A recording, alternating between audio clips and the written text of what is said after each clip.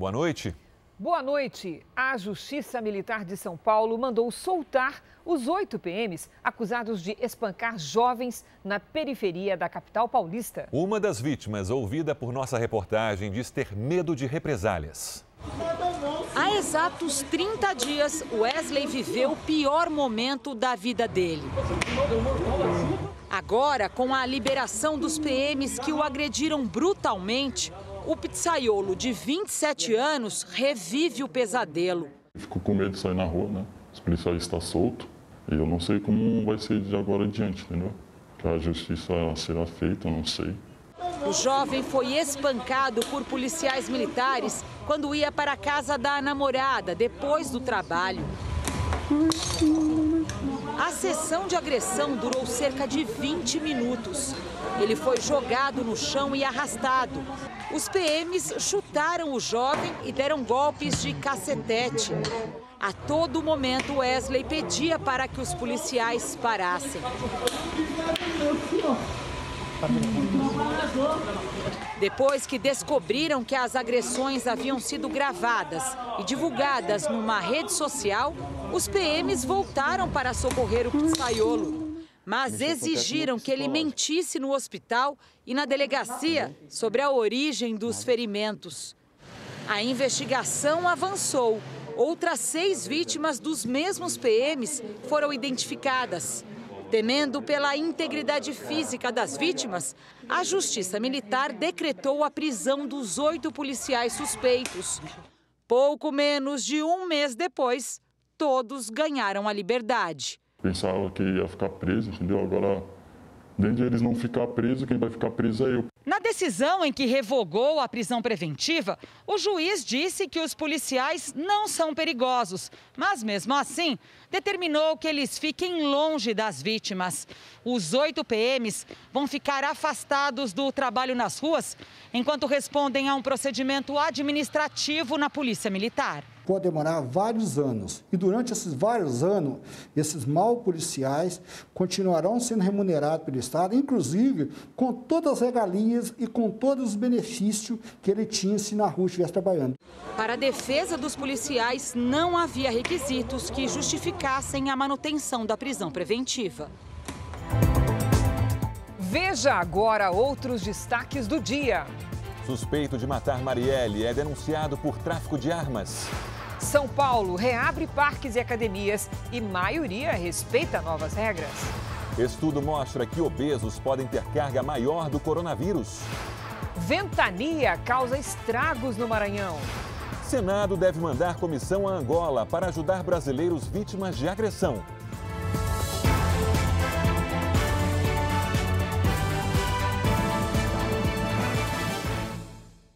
Oferecimento Empréstimo Bradesco. Escolha o melhor para seu futuro hoje.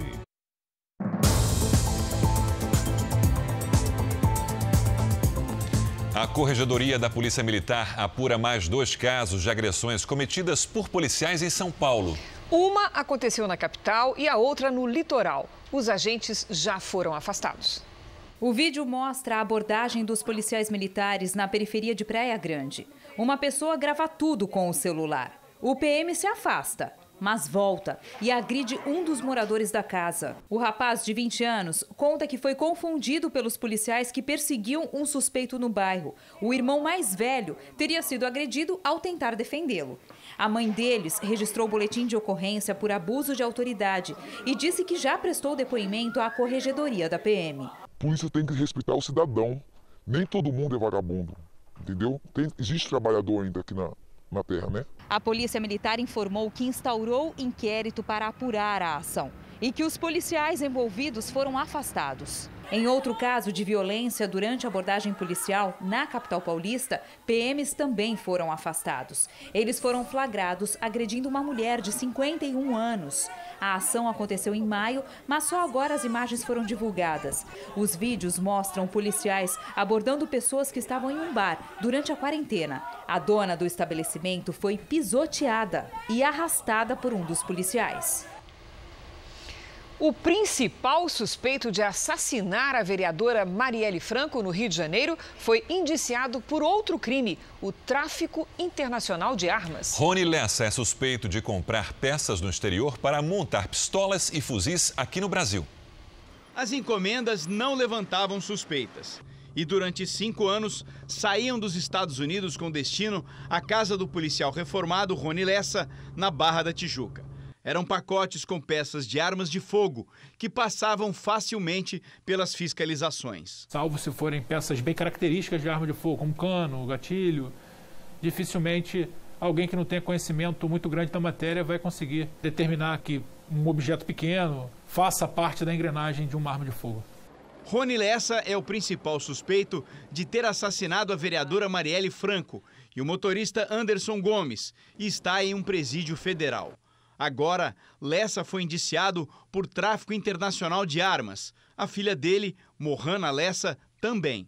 As investigações apontaram que Rony comprava pela internet peças de pistolas e fuzis em lojas da China e Taiwan. As encomendas eram enviadas ao endereço de Mohana, nos Estados Unidos. E ela despachava tudo para o Brasil, depois de trocar a embalagem, a identificação e renomear as peças para não levantar suspeitas. No ano passado, a polícia encontrou em um dos imóveis de Lessa 117 fuzis desmontados. Há suspeita de que ele tenha vendido mais de 1.000 armas. Essa investigação só reforçou o quanto Rony Lessa era detalhista em suas ações criminosas. Cuidava da compra, distribuição e montagem das armas. Chegava a fabricar aqui no Brasil os canos dos fuzis e não tinha preferência por clientes. O importante era vender. Ele tinha não só a milícia como foco, mas também o narcotráfico, que é o maior mercado consumidor desse tipo de arma aqui no Rio de Janeiro. Nos arquivos de Rony Lessa, havia ainda registros do filho menor de idade segurando um fuzil. O material foi enviado à Vara da Infância e Juventude. A defesa de Rony Lessa e Mohana Lessa informou que não vai se pronunciar porque não teve acesso ao inquérito. Vamos agora aos números de hoje da pandemia de coronavírus no Brasil. Segundo o Ministério da Saúde, o país tem 1.884.967 casos de Covid-19, com 72.833 mortos. Foram 733 registros nas últimas 24 horas. Ainda de acordo com o boletim do Ministério da Saúde, 1.154.837 pacientes estão curados e 657.297 seguem em acompanhamento. No Rio Grande do Sul, as medidas de restrição foram mantidas em metade das regiões do estado por causa do aumento de casos da Covid-19. Mas em outros estados, a semana começou com retomada de várias atividades. Em Goiânia, depois de quase 4 meses fechadas, as academias se preparam para reabrir amanhã. Trazer a própria água dentro da garrafinha, você não pode utilizar mais os bebedouros da academia, os vestiários vão estar fechados. Bares, restaurantes e lanchonetes estão autorizados a funcionar até meia-noite. Nesta churrascaria, 60 funcionários que estavam com um contrato suspenso foram chamados de volta. Com o novo decreto, só vão continuar proibidos shows, eventos que gerem aglomeração, cinema, teatro e aulas presenciais. Quem teve a autorização para reabrir vai ter que respeitar os protocolos de higiene e distanciamento social. O distanciamento social também foi uma das condições para a reabertura das barracas nas praias de Fortaleza e de Santos, no litoral paulista. No Rio Grande do Sul, o número de regiões com a bandeira vermelha, a com o maior risco de contágio, caiu de 15 para 10. A capital, Porto Alegre, continua nessa faixa, só com o comércio essencial aberto. Já em Salvador, o prefeito anunciou que pode até adiar o carnaval, caso uma vacina não apareça até o fim do ano. Avaliarmos a possibilidade do carnaval acontecer ali entre o final do mês de maio e início do mês de junho, sem que, no entanto, ele conflite com o calendário junino. Universidades estaduais e escolas técnicas vão retomar as aulas presenciais em parte do estado de São Paulo. Vamos ver o mapa? Para o retorno, é necessário que a escola esteja na chamada Zona Amarela, isso há pelo menos 14 dias. É o caso da capital paulista e também da região metropolitana. Já a cidade de Campinas, onde fica a Unicamp, segue na área vermelha. Na cidade de São Paulo, parques e academias voltaram a funcionar. Ainda estava escuro quando os primeiros frequentadores entraram no Ibirapuera às 6 da manhã. Você não quer ver o chão? Foram 111 dias sem aquele passeio no parque. Você já começa de manhã com essa natureza, fazendo esporte, vendo gente. Chegou a hora de ajustar as rodinhas do patins, de tirar a ferrugem da bicicleta e do corpo, ou simplesmente dar uma volta ao ar livre. Muito feliz. Eu pretendo vir pelo menos uma vez por semana, assim. E o legal do parque é que você não tem que se aglomerar, né? Você está longe das pessoas, pode estar com sua família. Ao longo do dia foi chegando mais gente, mas nada de exagero. Dos 108 parques da cidade de São Paulo, 70 reabriram, com horário reduzido, limite de pessoas e apenas de segunda a sexta-feira. Os esportes coletivos estão proibidos. As quadras continuam interditadas e os brinquedos do playground também. O uso de máscara é obrigatório e todo mundo estava com a sua, não necessariamente no lugar correto. As academias de ginástica também foram autorizadas a retomar as atividades, mas boa parte permanece fechada para se adaptar às novas regras, que agora só permitem o funcionamento com, no máximo, 30% da capacidade. Nesta rede, os equipamentos foram intercalados para manter a distância de 2 metros entre os usuários. Os alunos só podem treinar com agendamento prévio. São os primeiros passos de um setor ávido para voltar à velha forma. A gente gosta de pessoas, gosta de ter o contato com o pessoal e é isso que a gente está esperando ansioso. Um estudo britânico afirma que a imunidade após a contaminação do coronavírus dura apenas cerca de 3 meses. Em compensação, dados coletados nos lugares que já passaram pela fase mais grave da pandemia afastam a possibilidade de uma segunda onda da doença. No Reino Unido, a pesquisa da Universidade King's College, feita com profissionais de saúde que foram infectados pelo coronavírus, mostrou que ao longo de 3 meses, os anticorpos perdem a força, o que poderia facilitar uma nova contaminação. Dos 90 pacientes analisados, 60% apresentaram imunidade contra o vírus. Mas depois de 120 dias, apenas 17% dessas pessoas ainda possuíam anticorpos potentes para garantir a imunidade. Se isso for verdade, é possível que uma eventual vacina tenha de ser aplicada com mais de uma dose. Apesar do novo estudo, não existe confirmação de pessoas que foram contaminadas mais de uma vez. Além dos anticorpos, os cientistas acreditam que as chamadas células T do nosso sistema de proteção têm papel fundamental no combate ao novo coronavírus, como acontece com outros vírus, como, por exemplo, o da gripe comum. Especialistas acreditam que a atual curva da doença no mundo demonstra uma imunidade maior do que se imagina. Cidades que passaram pela fase mais crítica da pandemia, na Europa, por exemplo, têm tido experiências de abertura das atividades sem registro importante de uma segunda onda da doença. O QR Code vai ficar aqui na tela, aponte a câmera do celular e saiba mais sobre outros estudos relacionados ao coronavírus. Inclusive esse que a repórter Giovana Rizardo vai detalhar para a gente é sobre células de gordura que serviriam como reservatório para a multiplicação do vírus. Como assim, Giovana? Boa noite. Oi, Sérgio, boa noite para você, para a Cristina e para todos. Este estudo é da Universidade Estadual de Campinas, a Unicamp. Ele ajuda a explicar por que os obesos têm mais risco de desenvolver a doença da forma mais grave. Os pesquisadores dizem que o coronavírus, ele infecta de forma mais efetiva, mais eficaz as células adiposas, que são as células de gordura, em relação, por exemplo, às células do pulmão. Agora, os pesquisadores querem entender se esse vírus consegue sair da célula e infectar o restante do corpo. Bom, e um dos fatores que também pode explicar por que os idosos podem ter mais risco de morte pela Covid-19. Sérgio. Obrigado, Giovana.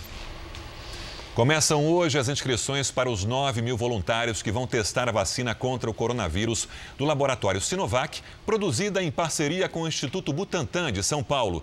Os candidatos devem ser profissionais de saúde que atuam no combate à pandemia e não tiveram a Covid-19. Grávidas ou mulheres que pretendem engravidar nos próximos meses também não participam. Os voluntários devem morar nos estados de São Paulo, Rio Grande do Sul, Minas Gerais, Paraná ou no Distrito Federal. O ex-assessor de Flávio Bolsonaro, Fabrício Queiroz, investigado por operações financeiras suspeitas, está envolvido em outro caso. O Ministério Público do Rio de Janeiro reabriu o inquérito sobre um assassinato em 2003. Na época, Queiroz era PM e participou da operação que resultou na morte de um homem. No terceiro dia de prisão domiciliar, Fabrício Queiroz apareceu na varanda do apartamento no Rio de Janeiro. Sem camisa e de cabeça baixa, ele pegou sol por alguns minutos. Num rápido movimento em que mexe as pernas, é possível ver a tornozeleira eletrônica. Logo depois aparecem a filha e a esposa de Queiroz, Márcia Oliveira Aguiar, que também cumpre prisão domiciliar. No final da tarde, ela voltou a aparecer na sacada. Com cabelos mais escuros, parecia abatida. Márcia ainda está sem a tornozeleira. Ela estava foragida e tem até sexta-feira para se apresentar à Secretaria de Administração Penitenciária. Queiroz deixou o presídio na última sexta-feira por uma decisão do Superior Tribunal de Justiça. A defesa alega que ele tem problemas de saúde. Se trata de um câncer e que Márcia precisaria auxiliar o marido em casa. Fabrício Queiroz é acusado de ser o operador de um esquema de atividades financeiras suspeitas no gabinete do então deputado estadual Flávio Bolsonaro na Assembleia Legislativa do Rio. Mal chegou em casa e Fabrício Queiroz teve o nome envolvido em outro caso polêmico. Um assassinato ocorrido em 2003, quando ele ainda atuava como PM. O caso foi registrado como homicídio por confronto com a polícia. Mas o Ministério Público do Rio aponta falhas na investigação e diz que Queiroz participou da operação e pode estar envolvido na morte de um homem. Anderson Rosa de Souza, de 29 anos, foi morto numa ação da PM na comunidade Cidade de Deus. Os promotores apontam que não foram feitos exames nos fuzis nem perícia de resíduos de balas, além da falta de depoimentos para concluir o inquérito. Queiroz participou da operação com Adriano da Nóbrega, ex-PM, que se envolveu com a milícia e foi morto em fevereiro desse ano no interior da Bahia. O novo prazo para a conclusão das investigações é de 90 dias. A defesa de Fabrício Queiroz não respondeu aos nossos contatos. A defesa do senador Flávio Bolsonaro pediu o bloqueio da ação, alegando que o Ministério Público do Rio de Janeiro dispensou o tratamento diferenciado a investigados em idêntica condição processual. O caso relatado pela defesa é o do deputado estadual Márcio Pacheco. Há pouco mostramos os casos de coronavírus aqui no Brasil. Nos Estados Unidos, pela primeira vez desde o começo da pandemia, a cidade de Nova York não registrou nenhuma morte por Covid-19. Foi a melhor notícia na cidade nos últimos 4 meses. Depois da primeira morte por Covid-19 no começo de março, Nova York passou 24 horas sem óbito algum no sábado. Ontem, uma pessoa morreu de Covid na cidade, mas ninguém foi hospitalizado. O prefeito Bill de Blasio pediu outros dias iguais ao sábado e disse que o esforço da população produziu esse resultado positivo. Mas destacou que ainda não é hora de comemorar, pois ainda há muito o que fazer para evitar uma segunda onda de infecções. Pelo menos 39 dos 50 estados americanos enfrentam um aumento do número de casos da doença. A Flórida bateu o recorde de novos infectados em um único dia. Enquanto isso, a indústria farmacêutica investe na descoberta de uma vacina eficiente. A Pfizer e a BioNTech vão entrar na fase 3 de testes com 2 vacinas diferentes que desenvolveram em conjunto. A Agência de Alimentos e Remédios dos Estados Unidos deu ao laboratório americano e à empresa alemã permissão para acelerar o processo de ensaios clínicos, porque os primeiros resultados foram promissores. 30.000 voluntários devem tomar as vacinas ainda este mês. O governo demitiu hoje a coordenadora do INPE, responsável pelo monitoramento da Amazônia. Já o ministro da Economia, Paulo Guedes, saiu em defesa das ações ambientais do Brasil durante reunião com líderes mundiais. O ministro da Economia expressou a posição do governo sobre a política ambiental durante reunião virtual da OCDE, Organização de Cooperação e Desenvolvimento Econômico. Paulo Guedes disse que o Brasil reconhece a importância do tema e que o país alimenta o mundo preservando o meio ambiente. Se há excessos e há erros, corrigiremos. O ministro fez um discurso de compromisso com a preservação da Amazônia. Ainda afirmou que o Brasil é um dos países que mais mantém os recursos naturais preservados e que protegem os indígenas, que o governo sabe da necessidade de preservar a floresta e quer o apoio para fazer isso. Durante a reunião, Guedes também afirmou que o país não vai aceitar falsas narrativas do que acontece na floresta. Não aceitaremos o desmatamento ilegal, a exploração ilegal de recursos, tudo o que acontece, porque o Brasil é um país continental, a Amazônia é maior do que a Europa. É difícil vigiar tudo, é difícil monitorar tudo. A fala de Paulo Guedes é uma maneira de melhorar a imagem do Brasil com relação à preservação ambiental. No último levantamento do Instituto Nacional de Pesquisas Espaciais, foram registrados 1.034 quilômetros quadrados de desmatamento em junho, o mais alto para o mês em 11 anos. Hoje o governo exonerou a coordenadora geral do INPE, Lúbia Vinhas, responsável pelo monitoramento da devastação da Amazônia, por meio do sistema de detecção de desmatamento em tempo real. O tema Amazônia foi um dos assuntos tratados entre o presidente Jair Bolsonaro e Paulo Guedes na reunião semanal entre os dois, que é realizada praticamente todas as segundas-feiras. Desta vez a conversa foi por videoconferência, já que Bolsonaro segue em tratamento e isolado por causa da Covid-19. Nesta terça-feira o presidente fará um novo exame para a detecção do coronavírus. Senadores aqui no Brasil querem formar uma comitiva para ir até Angola tentar ajudar os brasileiros que estão sofrendo uma onda de ataques e perseguições no país africano. O presidente Jair Bolsonaro enviou uma carta ao presidente de Angola pedindo garantias de segurança aos religiosos ameaçados.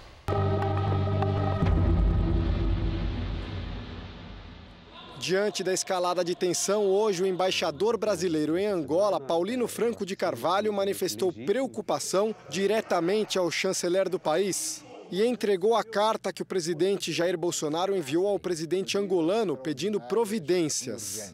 A primeira providência que eu entendo que seja, não só eu, mas o governo brasileiro como um todo, é a retirada desses invasores das propriedades da Igreja Universal, e que seja preservada a segurança, a incolumidade dos cidadãos brasileiros, especialmente os cidadãos brasileiros, porque eu aqui falo em nome deles, que eles não sofram qualquer tipo de violência, que se possa voltar à normalidade o quanto antes.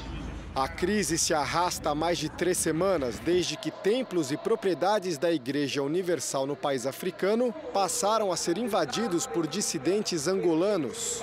Pastores brasileiros foram agredidos e expulsos de suas casas.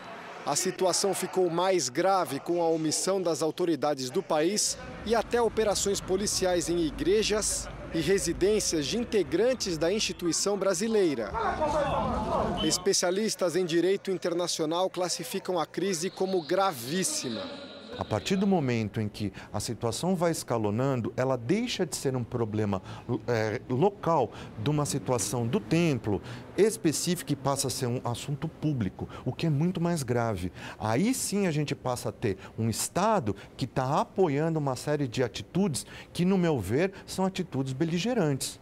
Hoje, o deputado federal Eduardo Bolsonaro manifestou sua preocupação com as agressões contra os pastores da Igreja Universal do Reino de Deus. A gente espera que seja ali, em Angola, feita realmente uma democracia, um respeito às liberdades e a resolução civilizada dos conflitos.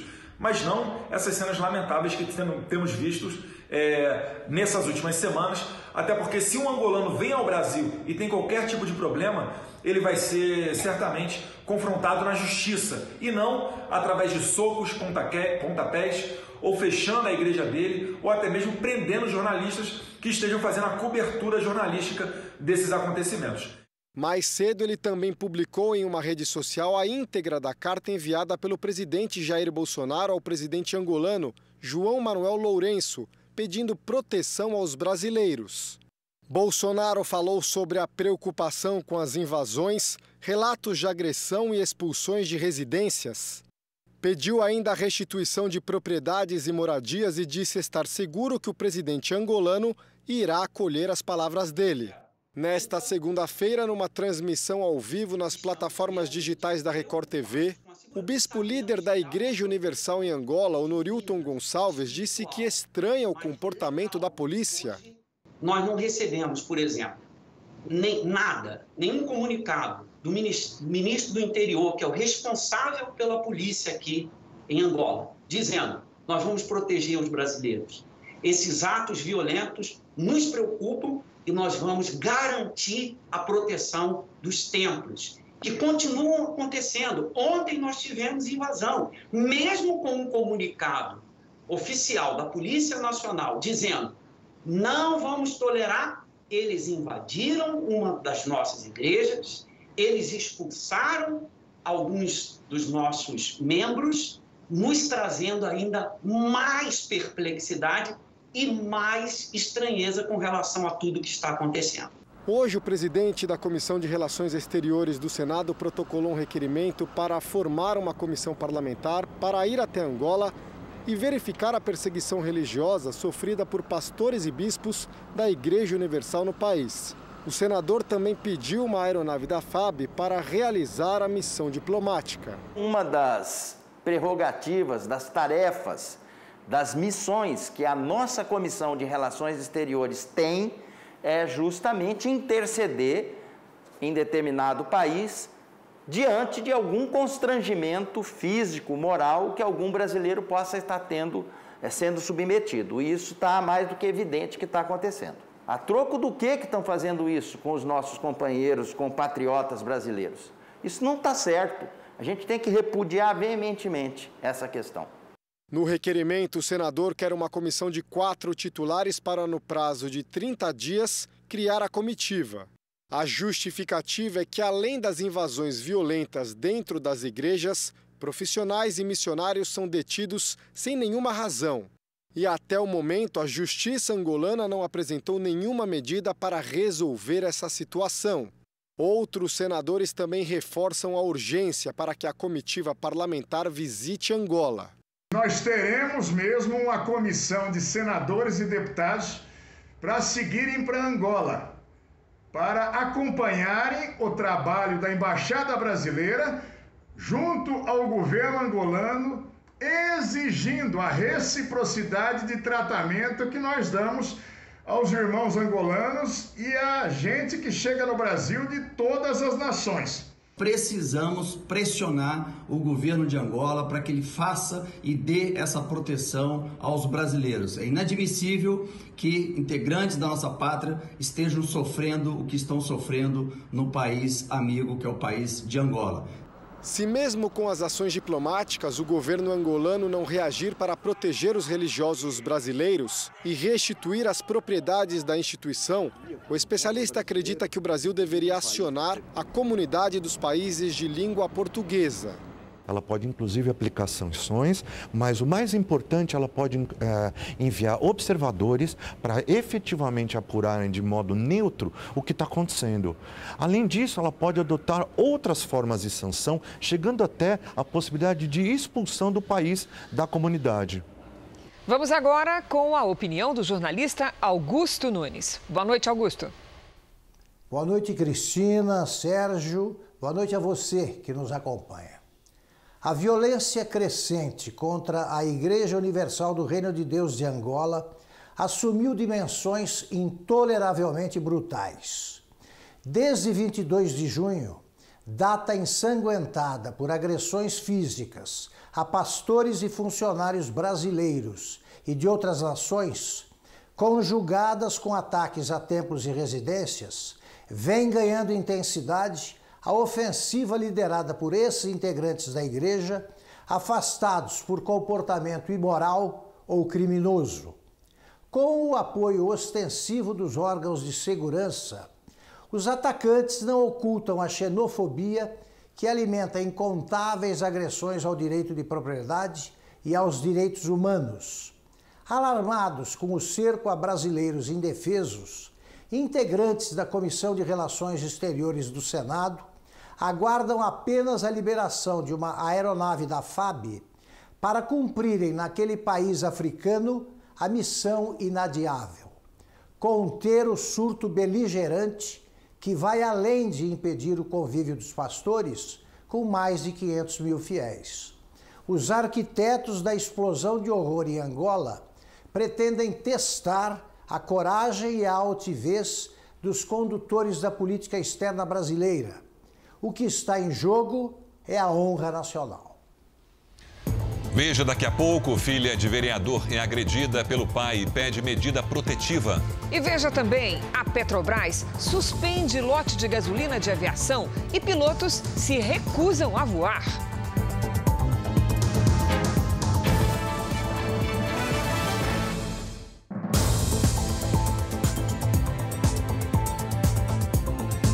A polícia americana encontrou hoje o corpo da atriz Naya Rivera, de 33 anos. Ela havia desaparecido em um lago da Califórnia na última quarta-feira. Segundo autoridades, Naya Rivera estava sem o colete salva-vidas e se afogou. A atriz sumiu durante um passeio de barco com o filho de 4 anos, que foi achado sozinho à deriva, horas depois que os dois deixaram o pia. O Ministério da Defesa fará uma representação à Procuradoria-Geral da República contra o ministro do Supremo Tribunal Federal, Gilmar Mendes. Vamos agora a Brasília com o repórter Clébio Cavagnoli, que tem mais informações. Boa noite, Clébio. Boa noite, Cristina. Você, ao Sérgio e a todos. A medida foi anunciada por meio de nota assinada pelo ministro da Defesa, Fernando Azevedo, e também pelos comandantes do Exército, da Aeronáutica e da Marinha. Trata-se, portanto, de uma resposta ao ministro Gilmar Mendes, que no sábado, durante uma transmissão ao vivo, afirmou que o Exército, abre aspas, se associou a um genocídio frente à pandemia do coronavírus, fecha aspas. O vice-presidente Hamilton Mourão também comentou a declaração. Hoje à tarde, disse que Gilmar Mendes ultrapassou o limite da crítica e criou um incidente com o Ministério da Defesa.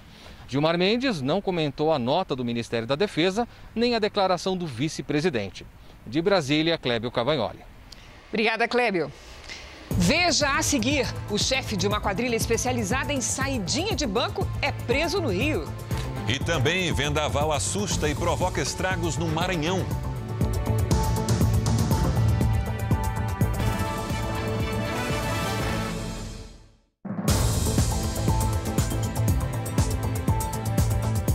A polícia do Rio de Janeiro prendeu o chefe de uma quadrilha especializada em saidinha de banco. Os criminosos monitoravam os idosos dentro das agências e depois partiam para o ataque.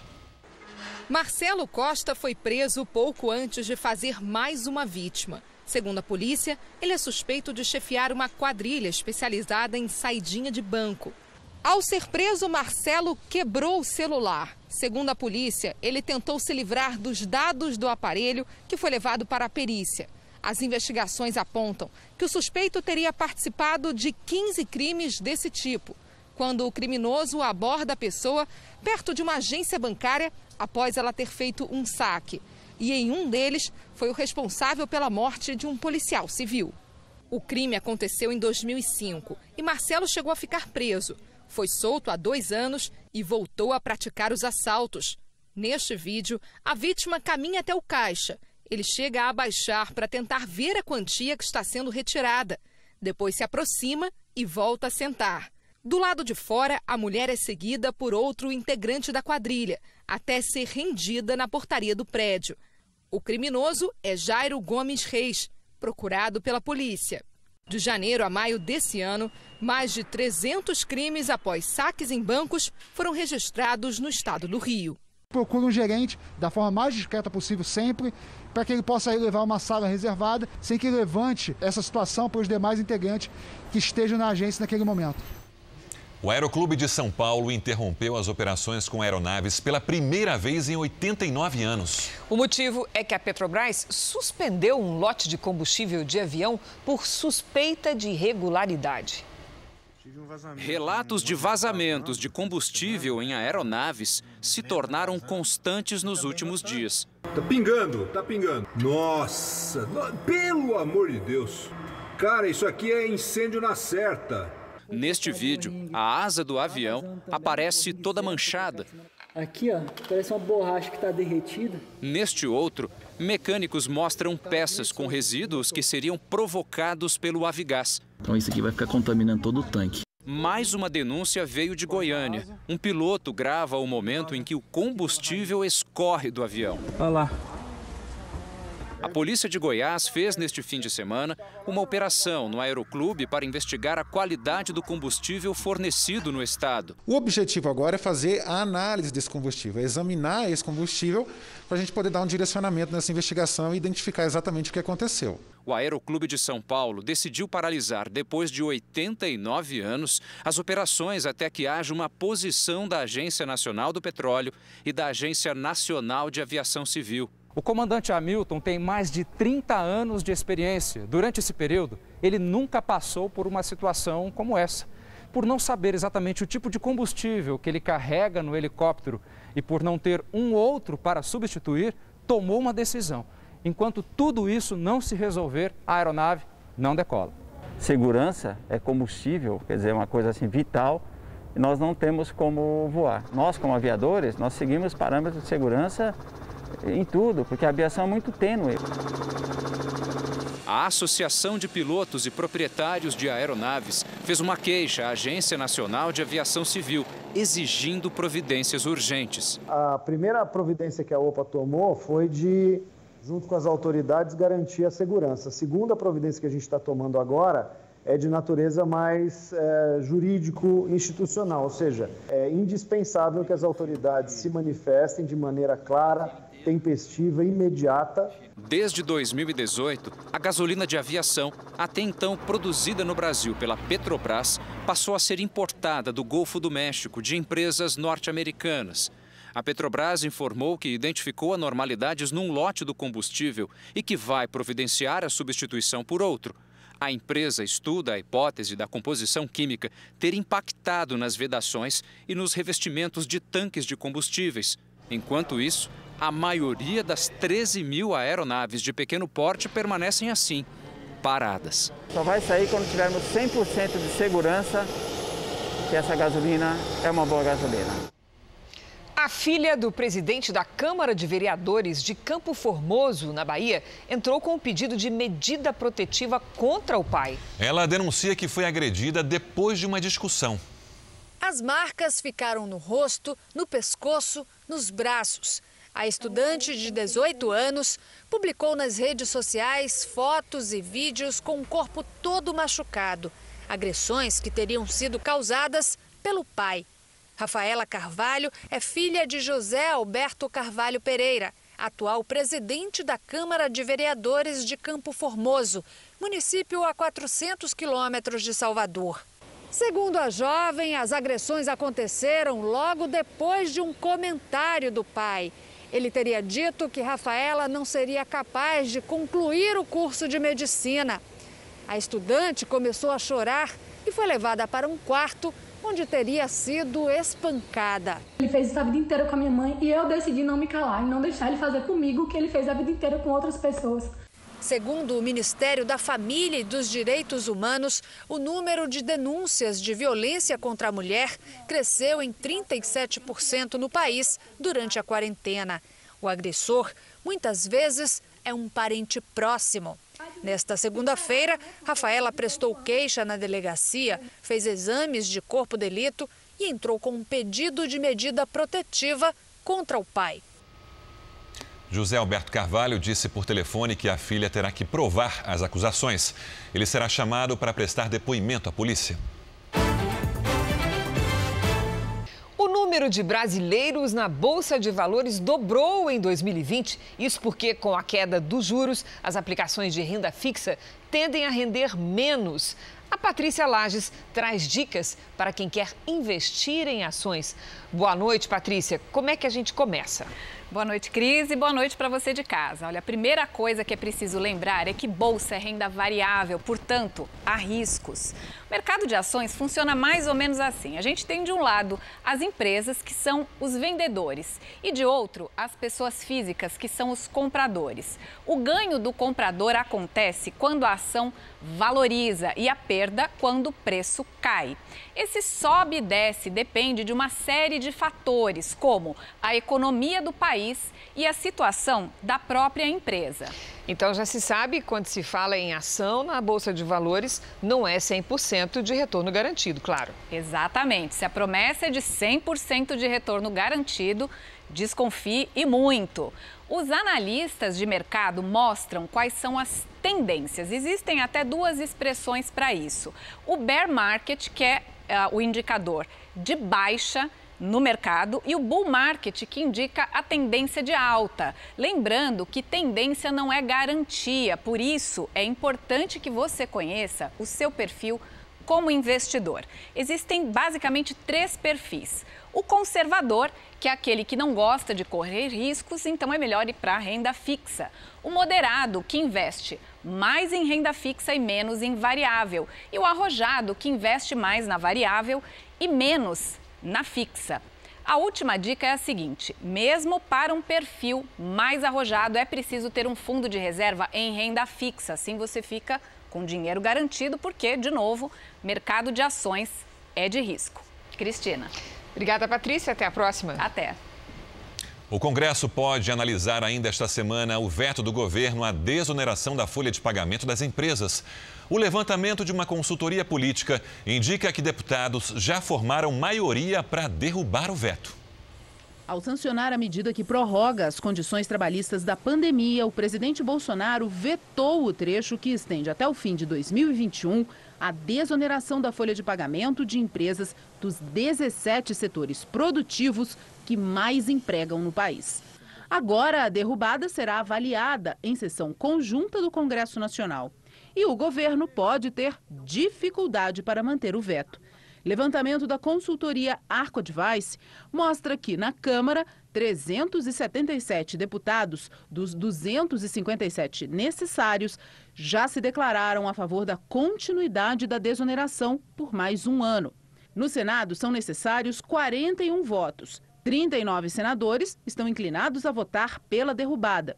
Outros 26 se declararam indecisos. Sem dúvida nenhuma, o risco é alto e, se eventualmente colocado em votação sem que esteja muito bem costurado esse entendimento com o Congresso Nacional, o risco é de derrubada do veto, sim. A atual legislação permite que até o fim de 2020 algumas empresas contribuam com um percentual que varia de 1% a 4,5% sobre o faturamento bruto, em vez de 20% da folha de pagamento para a Previdência. O governo diz que a prorrogação por mais um ano vai levar à queda na arrecadação. Já os setores impactados pela medida argumentam que são responsáveis por 6 milhões de empregos e que o fim da desoneração na folha de pagamento este ano vai representar um aumento no custo das empresas, que pode levar a mais desempregos. Porque no começo do ano que vem será um momento crítico dos efeitos econômicos da crise do coronavírus. Por isso que é muito importante que a Câmara dos Deputados do Senado Federal derrubem o veto da desoneração. É uma forma de preservar empregos e renda para os trabalhadores brasileiros. Nós não temos que trazer esses 17 setores para a condição precária e difícil dos demais setores. Nós temos que levar todos os setores para uma condição universal, com carga baixa sobre a folha de pagamento, como acontece no mundo. O Brasil, nesse sentido, é uma distorção. O vice-presidente da Câmara, deputado Marcos Pereira, também falou sobre o assunto durante uma entrevista na Associação das Emissoras de Rádio e Televisão do Estado de São Paulo. Nós fizemos em acordo com o Ministério da Economia. A nossa ideia no parlamento era prorrogar por 2 anos e, em acordo para que não fosse vetado, prorrogamos por 1 ano e, mesmo assim, o presidente vetou. Agora nós estamos trabalhando para tentar formar maioria para derrubar o veto. Eu acho que hoje tem maioria, tanto na Câmara quanto no Senado. O senador Isalci Lucas, do PSDB do Distrito Federal, defendeu a derrubada do veto durante o JR Entrevista. A forma de fazer agora não tem outra, é derrubar o veto. Então o Congresso tem a reunião já marcada para quinta-feira, nós temos a reunião e vamos derrubar o veto. Eu acho que está bem, esse item eu acho que está bem costurado, não é? E a tendência é derrubar. Em São Luís do Maranhão, uma ventania provocou estragos hoje à tarde. Esta torre de telefonia caiu e foi parar do outro lado da rua. Destruiu a casa do Zacarias. Por sorte, ninguém ficou ferido. Os vizinhos me ligaram por volta de 1h50, avisando que tinha acontecido esse ocorrido aqui, que a torre estava em cima de minha casa, tinha destruído tudo. Nesta oficina de automóveis, os carros ficaram debaixo dos escombros. Casas ficaram destelhadas. Moradores assustados contabilizam prejuízos. Tristeza é esperar o que a gente resolve, né? O temporal durou cerca de 50 minutos. Na região central da cidade, a forte ventania atingiu casas e comércios. Segundo o Corpo de Bombeiros, 3 pessoas passaram mal e uma sofreu choque elétrico. O quadro dela é estável. Aí, galera, tá caindo todos os postes aqui, ó, na forquilha, galera, aí, ó. Na forquilha. Chuva no sul, ventania no nordeste e estiagem na região central do Brasil. Não chove há mais de 50 dias em áreas de Minas Gerais. Em Mato Grosso, são quase 80 dias de secura. Lidiane, é normal esse contraste entre chuva e seca? É normal sim, Boa Cris. noite. Boa noite para você, para quem nos acompanha. O inverno é a estação mais seca no centro-oeste e no sudeste e a mais chuvosa no sul. Amanhã, uma frente fria avança pelo oceano, mas bem enfraquecida. Por isso, chove de forma bem leve de Santa Catarina até São Paulo, no Rio de Janeiro e em Mato Grosso do Sul. Dia ensolarado no Rio Grande do Sul, do Espírito Santo até Rondônia e no interior do Nordeste. Pancadas do Acre ao Amapá. No interior gaúcho, o dia começa frio e pode até gear. Alerta para ondas de até 3 metros entre o Rio Grande do Sul e o Rio de Janeiro. Chove o dia todo no litoral nordestino, com risco de deslizamentos no Recôncavo Baiano, na Paraíba e na costa do Maranhão. Em Porto Alegre, amanhã, máxima de apenas 13 graus. Em Cuiabá, faz 35, no Rio de Janeiro, 27, em Aracaju, 29 e 30 graus em Rio Branco. Em São Paulo, mínima de 14 e máxima de 18. O frio volta aí por uns dias, viu, Cris? Depois esquenta de novo. Fazer o quê? Obrigada, Lídia. Boa noite para você. A atriz Kelly Preston, de 57 anos, morreu depois de uma luta de 2 anos contra o câncer de mama. O anúncio foi feito em uma rede social pelo marido de Kelly, o também ator John Travolta. Ela travou uma luta corajosa com o amor e apoio de muitos, disse ele na publicação. Kelly Preston participou de diversos filmes e séries de sucesso, como Jerry Maguire e Irmãos Gêmeos, ao lado de Arnold Schwarzenegger e Danny DeVito. Ela se casou com Travolta em 1991. Eles tiveram 3 filhos, o mais velho deles já falecido. O consagrado reality show Top Chef Brasil está de volta aqui na tela da Record TV. Hoje, uma entrevista coletiva apresentou as novidades da 2ª temporada. E você não pode perder, a estreia do programa é nesta quarta-feira, às 10h30 da noite. É hora de afiar as facas. 14 cozinheiros vão se enfrentar. Desde o princípio, a gente está com uma competição carregada de emoção, vai ser muito intenso. No reality, além das provas conhecidas do público, como o teste de fogo e o desafio da eliminação, os participantes também vão conviver no dia a dia.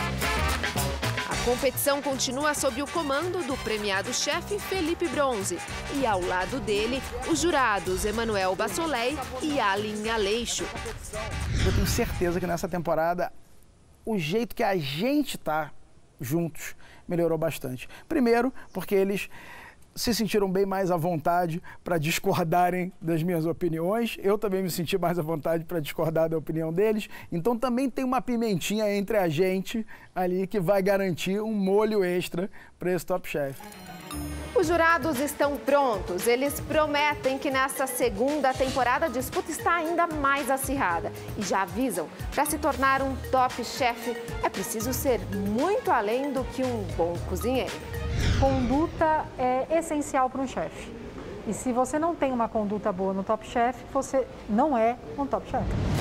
Sabor, apresentação e não ter desperdício de ingredientes também são fundamentais para a avaliação dos jurados.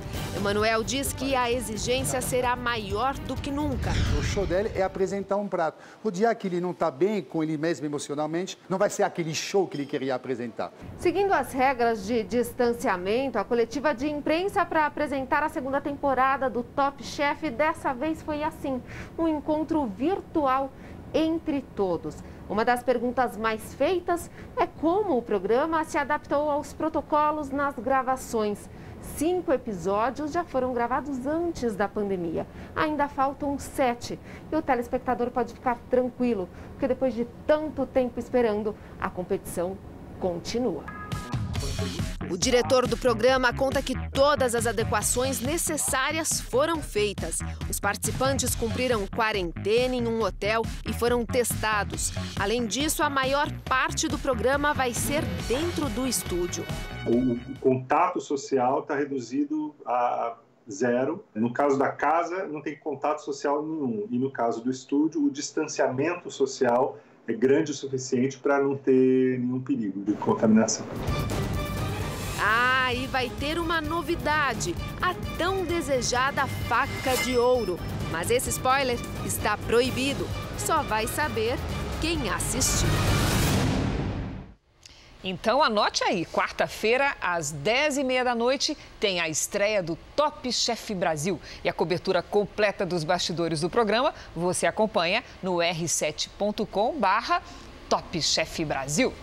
O Jornal da Record termina aqui. A edição de hoje na íntegra e também a nossa versão em podcast estão no Play Plus e em todas as nossas plataformas digitais. E à 00:30, você já sabe, tem mais Jornal da Record. Fique agora com a novela Apocalipse. A gente se vê amanhã. Até lá. Boa noite e até amanhã.